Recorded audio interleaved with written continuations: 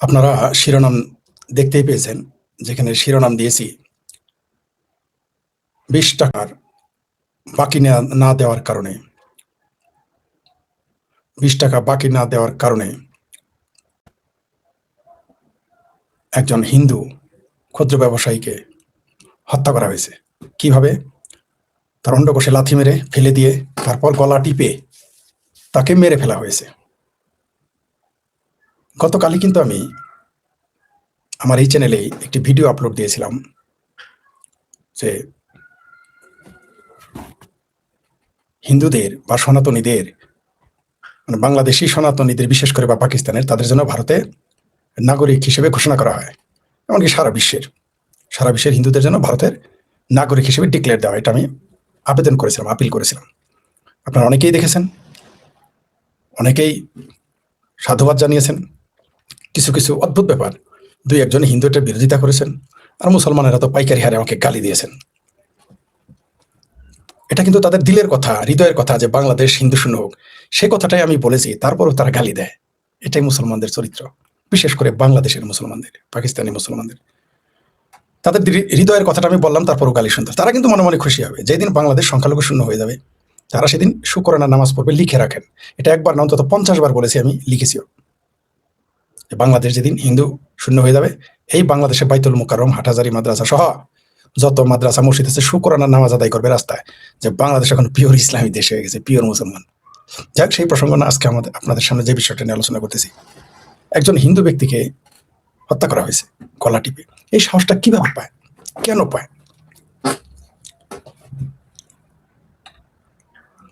মানিকগঞ্জের সিংগাইরে ইসামুল্লাহ নামে এক ব্যক্তি 20 টাকা বাকি না দেয়, 30 টাকা ছিল পানের দাম, সে 10 টাকা দিয়ে 20 টাকা বাকি রাখতে চেয়েছিল। শ্রীবাসচন্দ্র সাহা সেই 20 টাকা বাকি দিতে চায়নি। শ্রীবাসচন্দ্র সাহা তার জন্য তাকে গলা টিপে মেরে ফেলেছে। এবং এটা ঘটনা ঘটেছে 22 মে শুক্রবার 12টার দিকে, মাছ বাজার কি জয়মণ্ডপ মাছ বাজার উপজেলার মানিকগঞ্জ উপজেলা সিংরায়ের কি জয়মণ্ডপ মাছ বাজারে। বাড়ি ছিল তার রংপুর। ঢাকার সাভারের মধ্যপাড়া এলাকায় বসবাস করতেন এবং দোকান চালিয়ে জীবিকা নির্বাহ করত এই শ্রীবাসচন্দ্র সাহা। তার বয়স প্রায় 57-58।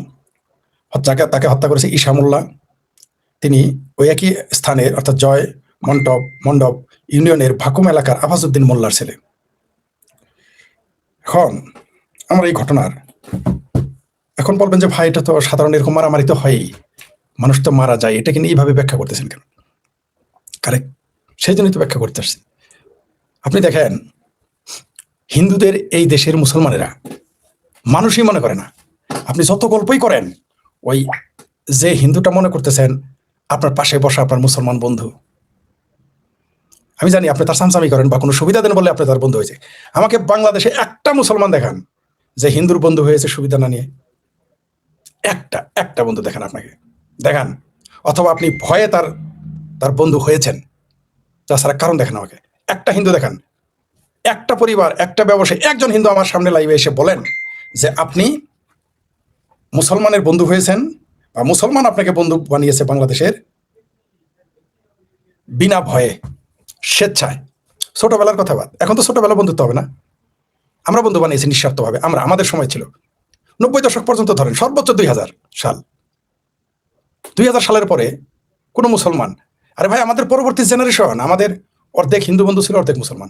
এমনকি আমাদের ক্লাসমেটস নারী থাকতো, মানে মেয়ে থাকতো, পুরুষ থাকতো, ছেলে থাকতো। আমরা তাদের আরো বেশি শ্রদ্ধা করতাম, হিন্দু নারীদের। এখন সেই দিন নাই।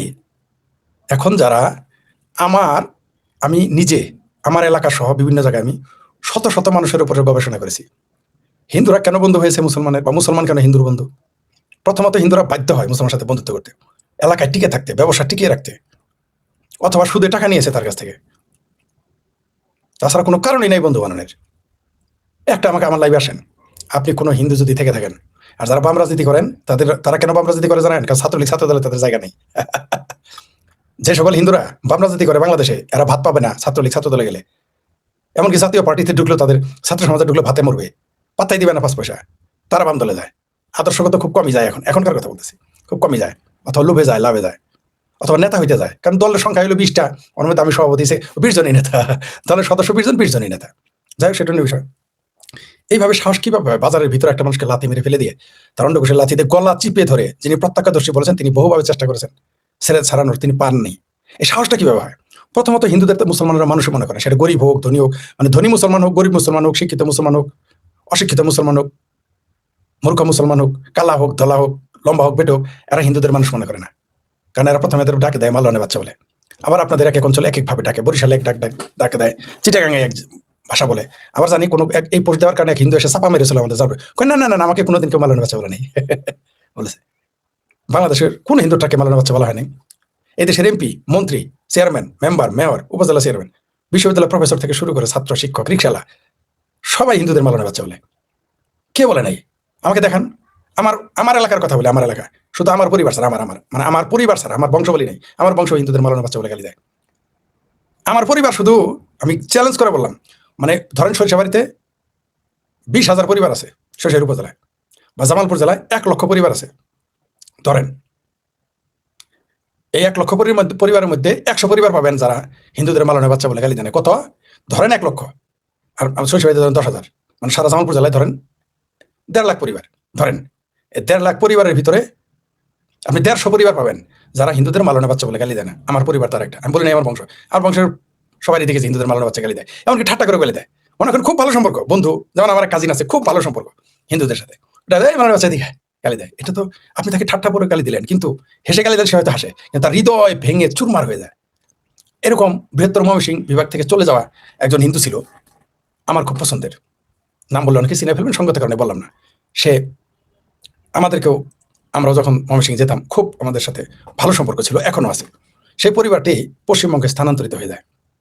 আমি এটা কিন্তু লিখেছিলাম, বলেছিলাম, বললাম না কোন ডিস্ট্রিক্ট, কোন উপজেলা বললাম না, বললাম যে বৃহত্তর ময়মনসিংহ, সঙ্গতের কারণে বললাম, কারণ তার আরো অন্য আত্মীয় স্বজন আছে, বিপদে পড়ে যেতে পারে। আমি তাকে বলেছিলাম, তুমি কেমন আছো? আমার কি বলছিল জানেন? বলছে, ফরিদ ভাই, আর যাই হোক, কেউ মালনে বাচ্চা বলে, কোনো শুয়োরের বাচ্চা আমাদের মালনে বাচ্চা বলে গালি দিতে পারে না এখানে, এই জন্য ভাই শান্তিতে আছি। এটাই সত্য। তারা যদি আপনি ভারতে গিয়ে একটা হিন্দুকে মালনে বাচ্চা বলে গালি দেন, তো সাহস পাবেন আপনি? আর গালি দিলে আপনার টুটি টান মারে ছেড়ে দিবে। আপনি জানেন বাংলাদেশে বলে কিছুই হবে না, তাই আপনি বলেন। বাংলাদেশের এমন কোনো হিন্দু ব্যবসায়ী আছে যাকে চাঁদা দিতে হয় না? এমনকি কেউ যদি সিগারেটের পান টঙের দোকান দেয়, তাকে চাঁদা দিতে হয়। চাঁদা না দিতে পারলে তার কাছ থেকে সিগারেট নিয়ে যাবে, পান কিছু বলতে পারবে না সে। মা বোনের গায়ে হাতের সাথে, শরীরে হাতের সাথে আমি কালকে আপনাদের জিনিস বলেছি, সেটা অন্য আরেকটা উদাহরণ দিই। হিন্দু যত শক্তিশালী হোক, আমি বারবার বলেছি, গয়েশ্বরচন্দ্র রায়কে আমাকে বলেন তো, আমাকে গালি দিতে বলেন, সে তো বিএনপির বিরাট বড় নেতা। আমাকে তো আমাদের দেশের মুসলমান পছন্দ করে না, আমার আত্মীয় স্বজন আমার সাথে যোগাযোগ নেই, কেউ কথা বলে না, পছন্দই করে না। কারণ মুক্ত চিন্তা তাদের কাছে খুব খারাপ জিনিস, বই পড়া বিরাট অপরাধ, ধর্মের সমালোচনা করা তো মহা অপরাধ। আমার রক্তের লোক আমার সাথে যোগাযোগ করে না, করতে চায় না। তারপরেও এমনকি আমাকে নাস্তিক বলে, অপছন্দ করে, হিন্দুর দালাল বলে। আপনি কি আমাকে আমার এলাকায় গালি দেন তো গিয়ে? আমার গয়েশ্বরচন্দ্র রায় এখন সবচেয়ে ক্ষমতাবান ব্যক্তি বাংলাদেশের হিন্দুদের মধ্যে, তাকে গিয়ে বলেন সরিষাবাড়ি থেকে আমাকে গালি দিতে, আমার মাকে গালি দিতে বলেন, আমার মা বাবাকে গালি দিয়ে সরিষা থেকে আসতে পারবে? আমার আত্মীয় স্বজন তার নালা ভেঙে ফেলবে, বলেন তো কেন? এত বড় ক্ষমতাধর। অথচ এলাকার একটা মেম্বার আমার গালি দিলে আমার কাজিন আপনাকে কিছুই বলবে না, মুসলমান, মুরুদে গোলাবে না তার সাথে, কিন্তু হিন্দু গালি দিছে, সেটা মন্ত্রী হলেও। আমার এলাকার একটা মেম্বারও কিন্তু গালি দিলে আমি জানি, আমাকে অনেকবার অ্যাটাক করা হয়েছে, আমার আত্মীয় স্বজন ফিরাইতে আসে না, চোখে দেখছে, নিয়ে ধরে মারতে নিয়ে যেতেছে আমার বন্ধুরা, বা আমার আমার হাই স্কুল বা স্কুলে থাকা শিক্ষকেরা আমাকে উদ্ধার করেছে, বা অন্য এলাকার বন্ধুরা উদ্ধার করেছে। আত্মীয় না, আমার আত্মীয় কোনোদিন উদ্ধার করতে আসে নাই। যখন আমাকে মুক্ত চিন্তার কারণে অ্যাটাক করা হতো, মেরে ফেলার জন্য আসতো, অন্যেরা ছাড়াইতো, গাছা করা ছিল তাদের মধ্যে একজন, কিন্তু আমার আত্মীয় স্বজন আসেনি। কিন্তু আপনি আমাকে গালি দিলে আমার এলাকায় গয়েশ্বরচন্দ্র রায়কে বলেন উদ্ধার করে ঝুলাবে, ঝুলাই ফিরাবে। আমার ভাতিজা বলবো আমার দাদিরে গালি দিলে কেন, দাদারে গালি দিলে কেন, আমার কথা বলবে না। আমার মা তুলে গালি দিলে আমার কাজিনে বলবে, শালা তুই আমার চাচা যেটা গালি দিলি কেন, আমার তো ফুয়ারে গালি দিলি কেন, এগুলো আপনাকে ধরে ফেলবে যদি হিন্দু হন। তার মানে বুঝতে পারছেন তো হিন্দুরা কত দূর। আমি আগে বলেছিলাম, বাংলাদেশ আমাদের এলাকায় একজন ছিল, মালিকের চায়ের দোকানে কর্মচারী গালি দিয়েছিল, দুই পক্ষে দুইজনই, যে দুইজনই আমার পছন্দের মানুষ, তারা আমার বড় ভাই, দুইজনে আমাকে স্নেহ করে। তার কর্মচারীর ব্যাপারে তার গালের মধ্যে চড় মারছিল, কিছু বলতে পারেননি তিনি। কর্মচারীকে ধমক দিছে, কারণ মালিক হিন্দু, কর্মচারী মুসলমান। সে গিয়ে আরেকজনকে বিচার দিছে, দুইজনই আমার পরিচিত আমার এলাকার। সে গিয়ে সাথে সাথেই থাপড়া মেরে গালটা লাল করে দিয়েছে, কিছু বলতে পারেনি। মানে হিন্দু আপনি যত শক্তিবানী হন, বাংলাদেশ আপনি মানুষের মধ্যে পারবেন না। এখন বলবেন যে টেরর মেরর আছে, ওগুলো হিসাব আলাদা, সেটার হিসাব আলাদা। সেটাও সে মুসলমানের মরদেই করে, কোনো হিন্দু মাস্তানি করে গ্যাংস্টার হয়, লিডার হয়, তার মুরদে না, এটা ওই মুসলমানের মুরদেই হয়। তাকে ব্ল্যাঙ্ক চেক দেওয়া থাকে, তুই যা ইচ্ছা তাই কর, এরকম। আমি জানি এরকম, বহু কয়টা উদাহরণ চান? তো আসলে এই 20 টাকার জন্য যে মেরে ফেললো, এটার কারণ হচ্ছে হিন্দুদের মানুষই মনে করে না। এবং ইসলামের দৃষ্টিতেও কাফের মুশরিকরা হচ্ছে কানামাছির সমান। আপনারা কি এটা জানেন? ওই যে বামপন্থীরা চেঁচামেচি করে না, বলে যে ইসলাম সাম্যের ধর্ম, সাম্যের ধর্ম না। আমি এটা ইসলামকে হেয় করার জন্য বলতেছি না, ওই প্রসঙ্গ পরে আসছে। ইসলাম এটা আছে, এটা ইসলামের মধ্যে লেখা আছে যে কানামাছির সমান একটা কাফের দাম না। আরে ভাই, যে নামাজ পড়ে না তারে মেরে ফেলতে বলছে ইসলামে। আপনারা বলেন ইসলাম শান্তির ধর্ম, কোনো মাদ্রাসায় কোনোদিনই পড়ে না ইসলাম শান্তির ধর্ম। আপনারা যারা বামপন্থী সিংকুমিঙ্কু আছেন, আর কিছু কোট্টাই পড়া লোক আছে, এরা বলে ইসলাম শান্তির ধর্ম। আর কিছু হিন্দুরা বলে শান্তির ধর্ম। কোনো কোনো মৌলবী আজ পর্যন্ত শুনছেন ইসলাম শান্তির ধর্ম বলছে? কোনো মাদ্রাসা বই লেখা দিতে পারবেন? নাই। যাই, সেটা অন্য প্রসঙ্গ। এবার আসি, এই যে বার্তাগুলো দিচ্ছেন মুসলমান ইসলাম সম্পর্কে, কি বার্তা দেয়? আরে ভাই, আমার বাপদাদা ধর্ম তো ইসলাম, তাই না? আমার মা বাবার তো এরকম দেখি নাই। শেখ ফরিদের বিশ্লেষণ ফেলেন ইসলাম সম্পর্কে পৃথিবীতে কি গেল মেসেজ, বাংলাদেশ সম্পর্কে কি মেসেজ গেল? আপনি কি লাভবান হলেন? আপনি একটা হিন্দুকে 20 টাকা বাকি নিয়ে দেওয়ার জন্য গলা চিপে মেরে ফেললেন, তাকে লাথি দিয়ে গলা টিপে মেরে ফেললেন। ইসলাম সম্পর্কে কি মেসেজ গেল আপনি বলেন? মুসলমান সম্পর্কে কি মেসেজ গেল আপনি বলেন? আপনি বলেন। মুসলমান যারা ঠান্ডা মাথায় প্রতিবাদ করেছেন কয়জন? যদি এটা তীব্র প্রতিবাদ বাংলাদেশের মুসলিম কমিউনিটি থেকে হতো, বা মৌলবীরা বলতো যে এটা ঠিক না, তাহলে কিন্তু আমি এই কথাটা বলতাম না, বলার সুযোগই পেতাম না, এবং আমি বললে মানুষ এটা শুনতো না। কিন্তু এই যে আপনারা করলেন, ইসলাম সম্পর্কে কি মেসেজ গেল? স্ট্রং প্রটেস্ট কেন করলেন না? একজন কি বলেছেন এটা অন্যায় হয়েছে? বলেন কোনো মুসলমান, এক দুই একজন আলহামদুলিল্লাহ বলেছে। পৃথিবীর কাছে মুসলমান ইসলাম বাংলাদেশ সম্পর্কে যে মেসেজ যাচ্ছে, এটাকে আপনার জন্য ভালো বই আনবে মনে করেন? এই ফলাফল যারা এগুলো করতেছেন বা বাহাবা দিচ্ছেন, ভিতরে ভিতরে খুশি হচ্ছেন, কত বড় দুঃসাহস! অথবা কিভাবে হেয় জ্ঞান করে হিন্দুদের এই বাংলাদেশে, কিন্তু এর ফলাফল বাংলাদেশের জন্য খুব করুণ পরিণতি অপেক্ষা করতেছে। আপনারা লিখে রাখেন, আমি বাংলাদেশের মুসলমানদের অনুরোধ করবো, এগুলো বন্ধ করেন, এগুলো নিন্দা জানান। তা না হলে কিন্তু এই বাংলাদেশের মানুষ একদিন না খেয়ে মরবে, নিজেরা তো মরবে, না খেয়ে মারা যাবে। আপনারা এগুলো চোখে দেখতেছেন না কি করুণ পরিণতি যে হবে আপনাদের? আপনারা ভাবতেছেন চিটাগাং দিয়ে আসবে, আমেরিকা খাদ্য নিয়ে আসবে, পাকিস্তান খাদ্য নিয়ে আসবে, চীন খাদ্য নিয়ে আসবে, অত নালি আদেশেন না ভাই, কি করুণ পরিণতি হবে। আপনারা ভাবতেছেন যে বাংলাদেশে হিন্দুদের লাথি উষ্টা দিলেই গজাতুল হিন্দু হয়ে যাবে, তাই না? এটা ঠিক না। আপনার ধর্ম ইসলাম সম্পর্কে, মুসলমান সম্পর্কে, আপনার সম্প্রদায় সম্পর্কে, আমার বাংলাদেশ সম্পর্কে জঘন্য মেসেজ যাচ্ছে পৃথিবীতে। ঘটনা কিন্তু আপনি ঘটালেন, 20 টাকার জন্য একজনকে মেরে ফেললেন হিন্দুকে। কিন্তু এটা কত দূর যাচ্ছে বুঝতে পারছেন? এক দীপু দাসকে হত্যা করার জন্য কি কি ঘটেছে পৃথিবীতে বুঝতে পারেন? আকল তো আপনাদের নাই। আল্লাহ কিন্তু, এটা আমি কয়েকবার বলেছি, কয়েক জায়গায় শুনেছি পড়েছি, আল্লাহ নাকি কোনো সম্প্রদায়, কোনো জাতির যখন ধ্বংস চান, তখন নাকি তার আকল তুলে নেন। তা আমার মনে হয় এই বাংলাদেশ এবং মুসলিম সম্প্রদায়ের আকল আল্লাহ তুলে নিয়েছেন, কারণ এই সম্প্রদায়ের ধ্বংস চান। কেন আল্লাহ নিজে কিছু করে না, আকলটা তুলে নেয়, নিজেরাই ধ্বংস হয়ে যায়। আপনাদের আকল নষ্ট হয়ে গেছে। আমি জানি আমাকে গালি দিবেন মুসলমানেরা, এমনকি 2-4 জন হিন্দুও গালি দিবেন, কিছু করার নেই, কিন্তু আমাকে তো বলে যেতে হবে। কারণ যখন বারবার বলি আমি, যোগ্যরা যখন তাদের কাজ না করে, তখন অযোগ্যদের চলে আসতে হয় সেই কাজ করার জন্য, কথা বলার জন্য। এই যে আমি পানি ঢালার চেষ্টা, আপনার আশেপাশে আগুন লাগতেছে, আপনি বুঝতেই আছেন না, আপনি পানি ঢালাতে দূরের কথা, আপনি দূর থেকে তাকিয়ে দেখতেছেন, পারলে হাওয়া দিচ্ছেন, এর ফলাফল ভালো হবে না। এইভাবে একটা সম্প্রদায়ের উপরে যে নিপীড়ন চালাচ্ছেন, এটা পৃথিবীতে মেসেজ চলে গেছে। এইভাবে চলতে থাকলে বাংলাদেশ এবং বাংলাদেশের মুসলমানদের কপালে এত খারাপই আছে, কল্পনাই করতে পারবেন। আর বলে লাভ নেই, আপনাদের তো আকল নাই। আকল জানে সে তো বুঝবেন। এই যে মাদ্রাসায় তো বলৎকার হয়, সেটাই আপনারা বুঝেন না যে আপনারা বলৎকার খেতেছেন, আপনারা তখন বুঝবেন না তারা, কিন্তু সারা পৃথিবী জানবে আপনাদের কি পরিণতি হবে। কাঠ খাইলে কিন্তু আঙ রাখতে হয়। এই যে হিন্দুদের উপরে নির্যাতন নিপীড়ন চালাচ্ছেন বা চলছে এবং চলতে থাকবে, এর শেষ কিন্তু খুব ভালো হবে না, ভুগতে হবে আপনাদের।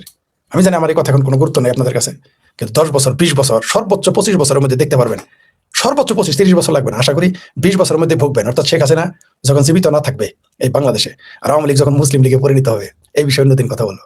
আওয়ামী লীগ যখন আধা মুসলিম লীগে পরিণত হবে, আর শেখ হাসিনা জীবিত না থাকবে, সংখ্যালঘুরা এই দেশে না থাকবে, তখন বুঝতে পারবেন যে কি পরিণতি আপনাদের কপালে আছে। জি, ধন্যবাদ। এই সময় আছে কি? আমার অবশ্য লাইভে যেতে হবে, আর স্টেশনে এখন লাইভ আছে, 1 মিনিটে শেষ করে দিচ্ছি। Sir, what is your name? আমার নাম তো লেখা আছে এখানে ভাই, শেখ ফরিদ। এটা আপনি দেখেন নাই, লেখা আছে শেখ ফরিদ। জি, আমার নাম শেখ ফরিদ। কি জয় না আহমেদ। জি, জয় বাংলা, আওয়ামী লীগ কামিং সুন। ওকে, হ্যাঁ, তাতাস ভাই, লাভ ফরিদ ভাই, থ্যাংক ইউ। একজন লাভ সাইন দিয়েছেন, থ্যাংক ইউ। দেখছিলাম কতটা ভয়াবহ ঘটনা। জি, ভয়াবহ ঘটনা। জি, কণা বলেছেন tragic event, yes, that video is your was the best, thank you very much. কি জয় না আহমেদ, বাংলাদেশ সহিংসতা, পাকিস্তান। হ্যাঁ, পাকিস্তানের চেয়ে ভয়াবহ বাংলাদেশ অবস্থা, এটা নিয়ে আলাদা পর্ব বলবো। পাকিস্তানের চেয়ে বাংলাদেশের মানুষ ভয়াবহ সাম্প্রদায়িক। পাকিস্তানে অনেক প্রগ্রেসিভ মানুষ আছে, বা হিন্দু সম্পত্তি, হিন্দুর মেয়ে, তাদের কোনো উত্তর মালে বিষয়ে আজ প্রচার করে। হ্যাঁ, এগুলো তো বলবেই, বলবে এরা যে গণিমতের কোনো দুঃখ নেই, বরাবরই চলছে কোনো সরকার হিন্দুদের। হ্যাঁ, হুম হুম